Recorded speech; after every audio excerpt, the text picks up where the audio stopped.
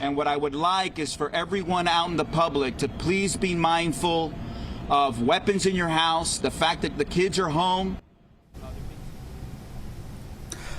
Right now at 5:30, a safety alert tonight after the deaths of two teenage girls days apart in Miami. Miami's Police Chief George Colina and Miami-Dade School Superintendent Alberto Carvalho called those deaths reckless. They say those young lives could have been saved. CBS 4's Peter Dench is in Miami with an important message for parents.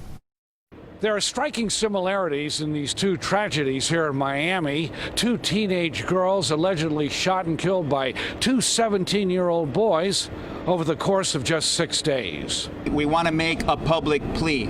Miami Police Chief George Colina is alarmed after the deaths of 15-year-old Miami Beach High School student Aria Gray on Tuesday of last week and a 17-year-old girl found in this home on Monday.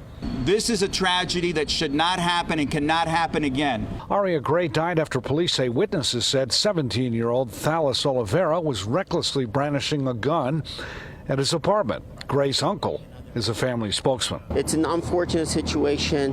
It's the lack of parents that do not check their children's bags, do not talk to their children about guns and gun violence, what guns can do. 17-year-old Michael McGowan was arrested in Monday's case after witnesses say his weapon accidentally discharged. If you pull the trigger, it's not accidental.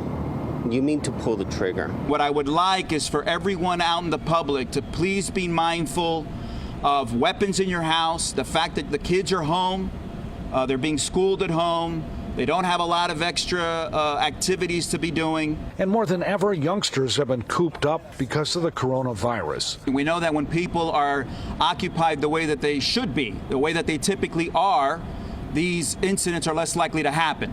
In the end, though, authorities say both of these suspects were reckless, prompting this warning. An unsecured gun can lead to unintentional shootings. Protect your guns. Lock your guns. It is the law. Children are home. School Superintendent Alberto Carvalho is horrified by the deaths of the two girls. What's most reprehensible about this is that all of this is preventable.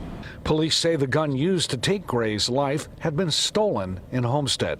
If you have a gun and it's a stolen gun, why should you have a stolen gun or a gun at the age of 17 or at the age of 14 or 15? Both 17-year-old boys are charged right now with manslaughter with a deadly weapon.